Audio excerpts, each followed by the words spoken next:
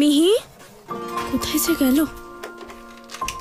এই মিহি, মিহি, দেখেছো কাণ্ড? আবার স্যারের কেবিনে ঢুকে গেছে। Give me a five. ইয়ে। সরি স্যার, নিশ্চয়ই আপনাকে খুব বিরক্ত করেছে। তাড়াতাড়ি চলো, বাইরে খুব বৃষ্টি। Not at all, not at all. Rather আমি আর মিহি কিন্তু খুব এনজয় করেছি। আসি স্যার। এই বৃষ্টিতে একা কি করে যাবে গো? আমার তো হাজবেন্ড আসছে পিক আপ করতে।